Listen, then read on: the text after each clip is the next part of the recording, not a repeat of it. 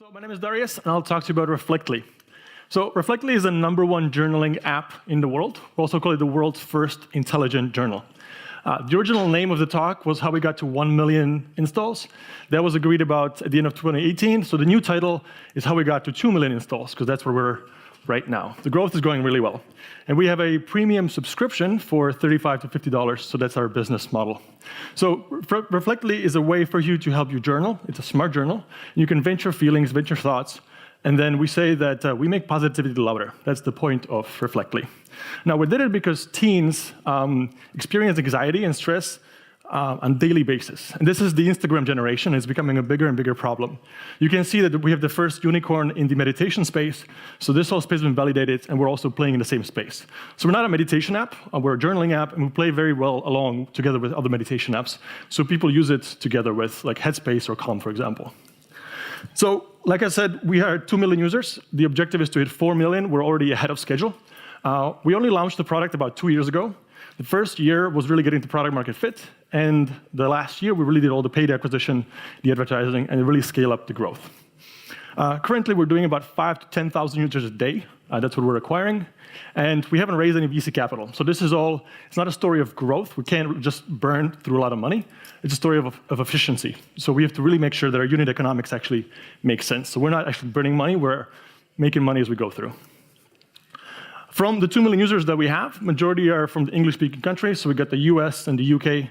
That's where majority of our users come from.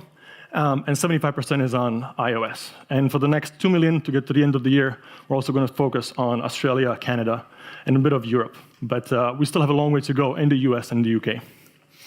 And I want to share with this slide because we're still just only 6 people full-time. The 2 on the bottom are part-timers. And from the 6 people full-time, we have 3 engineers and 3 marketeers.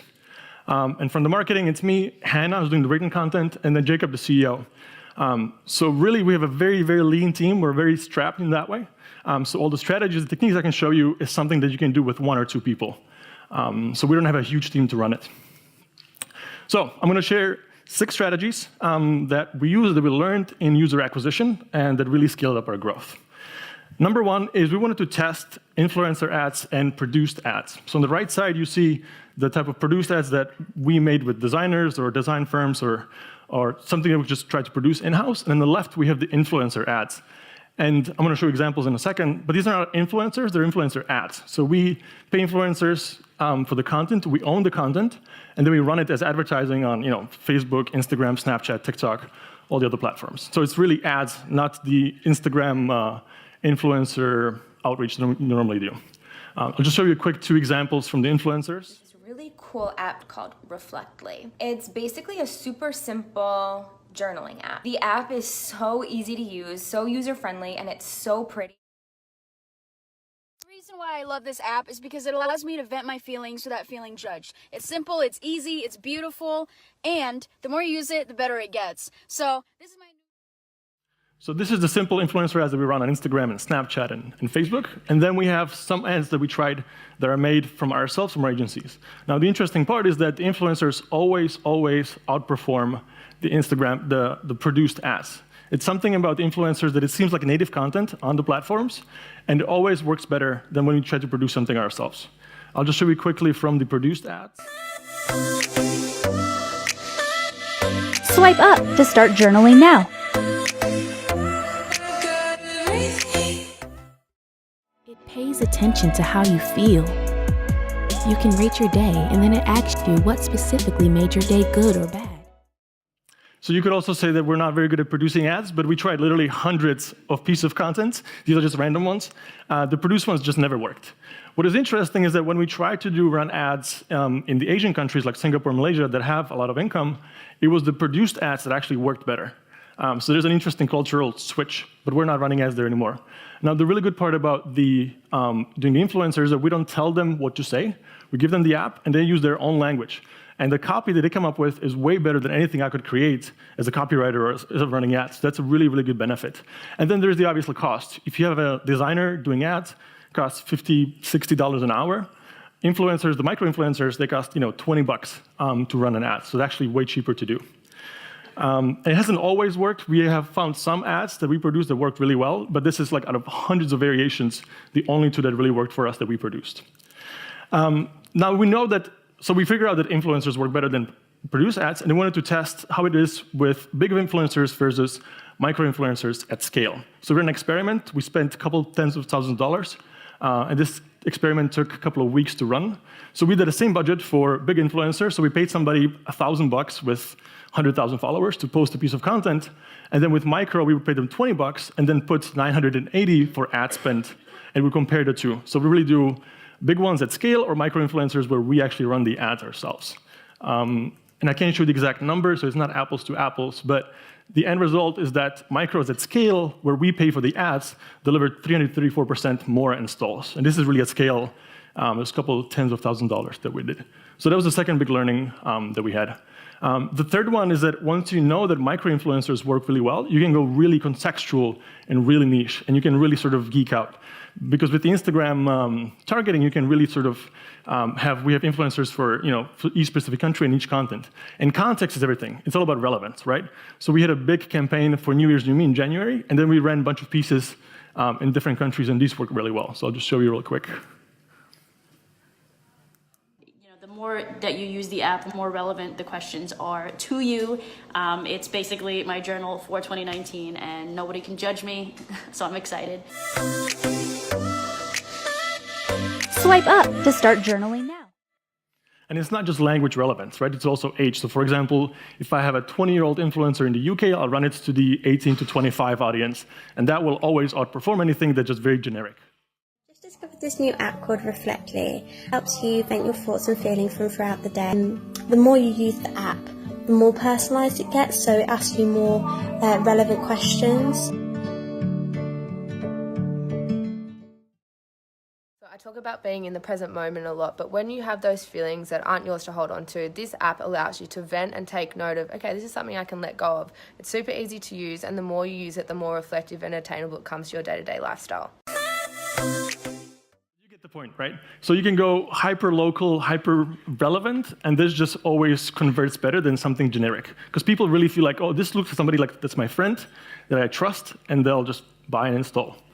The next thing we learned is that you have to have zero creative judgment. So it's all about quantity. It's about how much content can you produce and throw at the audience, because from 100 pieces, it's going to be the 10 that work well, and then 2 or 3 pieces of content that work really, really well. The trick is you never know which one it's going to be. So I have 2 pieces to show you, and these 2 pieces of content, I didn't want to run them because I thought they were so bad. The app's called Reflectly, and it will come up and say, how was your day today? You can say oh, it was a good day. Cool, what made your day super awesome? Well, it was Saturday, so we spent a lot of time with family. Would you like to elaborate on what happened? Yes, and then you can kind of write what happened.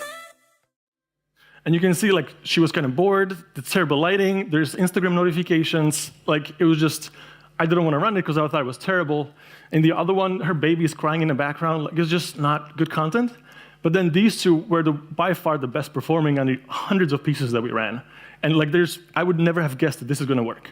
So what we do is just we throw everything out there, no matter how bad I think it is, and then something works, something doesn't work. And then you just sort of see how fast you can go through the process. So this is really, really big learning. So we don't judge the content anymore. Another big point, I just wanted to show you a puppy. Another big point is that we ran this ad on Instagram. We wanted to try to go see if we can go viral. So we did this one ad, and it got 30,000 likes in 3 days, hundreds of comments. You can literally see the comments that say, I'm downloading just because of the ad. But it turns out that people that downloaded actually didn't subscribe, and we didn't get revenue from them. So it's really important that you attribute not for vanity metrics like Instagram likes, but for actual revenue. That's the KPI, the objective.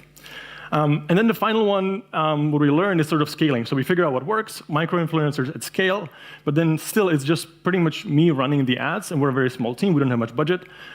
So this is how we're scaling the machine. I have one part-timer. She's just on Instagram 4 hours a day and writing to influencers and say, hey, do you want to do a campaign with us? We're not using a platform because I haven't found a platform to allow me to own the content afterwards. And that's the most important part. It's not that influencer posted on their 10,000 followers, is that I own the content, and then I can put $10,000 behind it and then really get some installs. So if anybody has a platform that will allow me to own the content, let me know. I'm interested. So first, we'll reach out to them. We do the one-on-one, the hand combat. Then once they agree, the same part-timer will negotiate with them over email. They agree on all the practical things, how you get paid. And we do $20, $30, $40 per micro-influencer. They get paid. Then afterwards, we give it to a outsourced video editor in the Philippines, $3 an hour. And then once all of that is finished, it comes to me, and then I run the campaign. So I don't even think about the campaign. I don't see the content until it gets to me. And all of the first 3 steps are on autopilot. So I don't have to do anything, and then we just run the content. And this is how we could scale to do, right now we're doing 5,000 to 10,000 users a day using this sort of machine and really one person operating it. So that's what we've done so far. I hope you could learn a thing or two from there. The next step for Reflectly is that we're going to focus on contextualization. Also, in the product, we can do some really interesting AI emotional intelligence. So Instagram owns the content of what people want their lives to look like, right? You post the fancy ads, the fancy pictures from your yacht or whatever. We own all the content of how people really feel, what they really dream about, or what are their true fears. And obviously, it's private, so we're not looking at the content. But using AI, we can deliver some really interesting insights for the people. So we think we can track and we can predict whether people are going towards depression or what correlates with their anxiety or what correlates with their happiness. And we can help them that way. So that's our focus into the future, gamification. And obviously, voice is going to be a huge part of us. Voice is getting more and more interesting, and voice journaling is just way simpler than actually writing it down. What we noticed is that we have a 2,500 character limit in the app, and people write more than 2,500 characters per day in the app, which to me is insane to write that much. But we're trying to make it easier to actually go through. So that's the plan for the next year, and scale us to the 4 million users. Thank you so much. I hope you enjoyed the talk. We're always on the lookout for world-class people. So if anybody's in the category, please come up to me afterwards. And if you have any questions, we'll also take it afterwards. Thank you.